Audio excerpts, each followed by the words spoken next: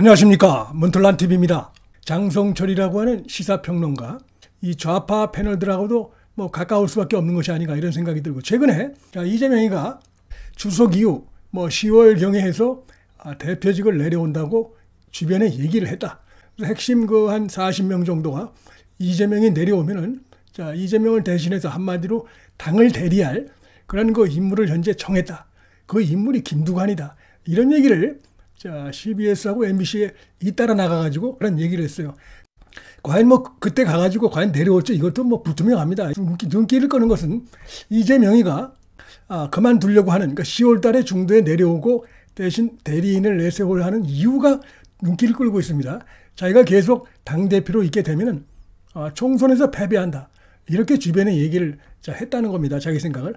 그렇게 되면 내년 총선에서 패배하면 자기도 죽고 당도 죽고 좌파도 다 죽는다. 그렇기 때문에 내려오겠다. 이런 얘기를 하면서 그냥 내려올 수는 없으니까 K의원이 김두관이라는 겁니다.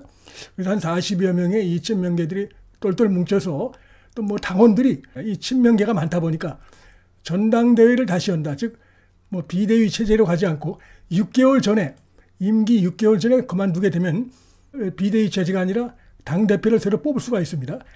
그래서 이 K의원을 밀기로 했다 하는 얘기를 자기가 들었다. 이런 주장을 방송에 나와서 했습니다. 눈길을 끄는 건 제가 말씀드렸듯이 이재명이가 주변에 이대로 가면 내년 총선에 패배한다는 그 위기의식을 드러냈다는 것이고, 그래서 책임을 지면 책임은 안 지겠다 이런 얘기죠.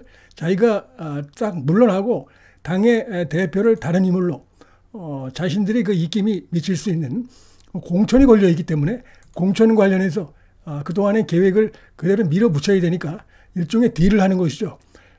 당신을 갖다가 공천도 보장해주고 대표로도 밀어줄 테니까 좀 당권에 나가라. 이런 것이죠. 은밀한 이거 친명계 내에서 이재명을 중심으로 해서 그런 시나리오가 돌고 있다. 그런 구상을 하고 있다. 이런 얘기입니다. 김두관이도 그 대선에 나왔던 그런 인물인데 과연 김두관이가 이재명의 대리인 역할을 순순히 할지 그건 불투명한데, 일단 총선에서 패배할 것이고 이거 확실한데 그 패배 이후에 자신에게 닥칠 정치적인 여러 가지 책임 이런 부분에서 빠져나가겠다. 이런 계산으로 지금 그런 구성을 하고 있다는 것입니다. 그러니까 본인도 지금 알고 있는 것이죠. 이제 각종 여론조사를 보게 되면은 윤석열 대통령에 대한 국정 지지도가 다소 좀 흔들리는 그런 상황 속에서도 한국갤럽이나 MBS나 이런 주요한 여론조사 결과를 보면 완전히 20%대로 확 떨어져 있습니다. 거기에 핵심적인 이유는 민주당의 도덕적인 결여 부분들, 법적 리스크, 사법 리스크, 역시 이제 이재명을 위시한 이런 부패, 이런 혐의들, 이것들이 가장 크다. 이런 것들은 계속 지적되어 왔는데 가장 큰 문제덩어리는 이재명이죠. 그러다 보니까 이거 만약에 이제 이대로 가면 총선에서 패배할 게 뻔한데 그렇게 되면 자신은 더욱더 위기에 처한다. 이런 불안감 때문에 기껏 생각해낸 것이 중간에 싹 나와가지고 내년 총선 패배에 대해서 자기는 좀 거리를 두겠다. 근데 그런다고 해서 이게 거리가 두어지는 게 아니죠. 보나마나 수렴청정 이런 형태로 하는 것일 텐데 그 책임이 어디 가는 게 아니고, 그렇기 때문에 지금 극도로 불안한 이런 것들을 볼 수 있다. 민주당 내에서 친명 비명 할 것 없이 지지도는, 총선은 다가오는데 지지도는 완전히 20%대로 머물러 있고 서울과 수도권에서 지속적으로 하락세, 한국갤럽이나 MBS 조사 이래로 윤석열 정부 들어서 가장 낮은 수치들을 계속해서 기록하고 있습니다. 그러니까 불안한 거죠. 지금 완전히 지금 거기다가 이제 자신이 지금 쌍방울 대북 불법 송금 관련해서도 지금 점점 자기 목을 향해서 수사의 칼날이 다가오고 있습니다. 가장 믿었던 경기도지사 시절에 가장 믿었던 이화영이 드디어 입을 열었습니다. 이화영은 입을 열 수밖에 없어요. 김성태는 하여튼 시원시원하게 폭로를 하고 이런 상황이기 때문에 뇌물죄에다가 북한의 800만 불 송금, 대납 이 부분까지 책임지게 되면 완전히 장기징역형이 불가피한 상황이다 보니까, 그래서 지금 형량을 낮춰야 되겠다. 불안감 때문에. 그래서 지금 부는 겁니다. 이거는 변화가 없을 것이라는 게 최근에 또 나타났어요. 이화영 부인이 민주당 측으로부터 이렇게 조정을 받아가지고 그 이화영의 변호인들을 교체하려고 했는데 이화영이 강력하게 막아섰고 최근에 들리는 바에 의하면 그대로 하겠다. 다시 말해서 그 얘기는 검찰이 최근에 진술했던 그 이재명이 보고했다고 하는 그 부분들, 불법 송금 관련해서 사전에 또 사후에다 보고했다는 그 부분을 그대로 가져가겠다는 뜻하는 것입니다. 뭐 이러기 때문에 이재명은 굉장히 지금 불안한 상황에 있어요.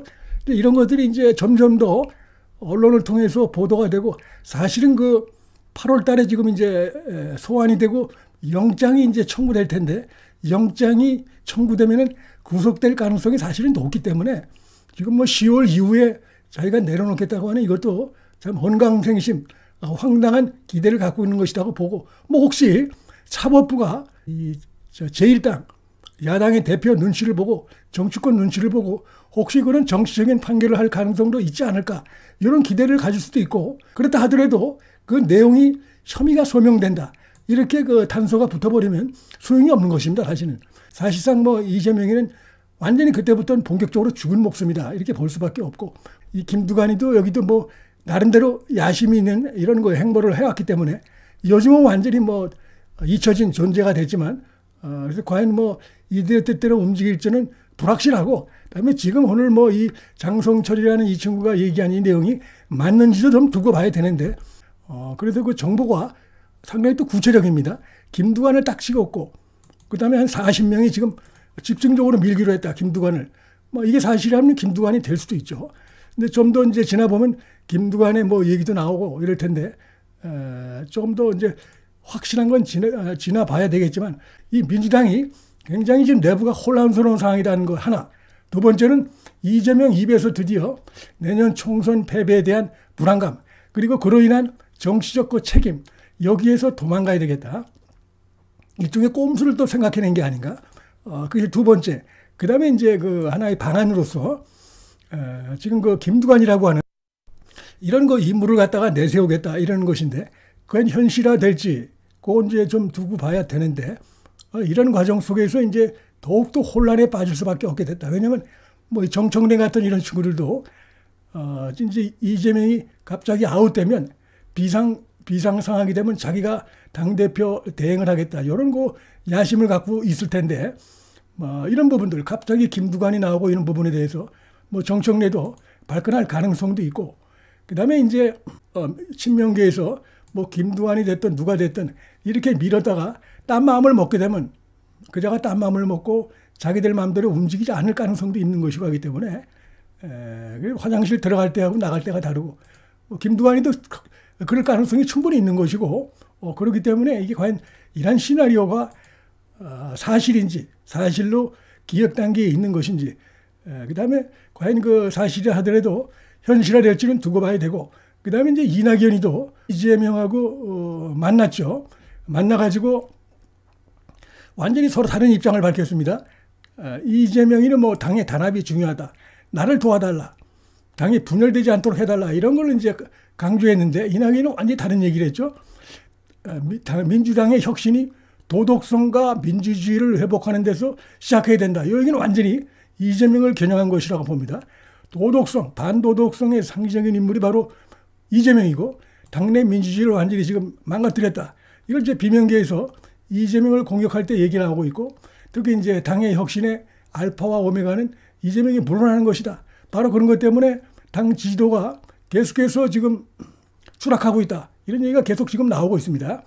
자, 굉장히 혼란스러운 상황이고 이런 상황에서 욕심은 있다 보니까 또 불안하다 보니까 그리고 깜빵갈 우려도 염려도 굉장히 큰데 한 10월까지 이렇게 지켜보다가 그러나 핵심은 지지도가 영 올라가지 않고 완전히 윤석열 정부 들어서 주요 여론조사 기관에서 최저로 떨어지는 이런 것들이 계속 나타나다 보니까 본인도 굉장히 지금 불안하고 괴로울 겁니다. 뭐 이대로 가면은 뭐 영장이 문제가 아니라 완전히 그 내부에서 고사당할 가능성이 큰 것이죠.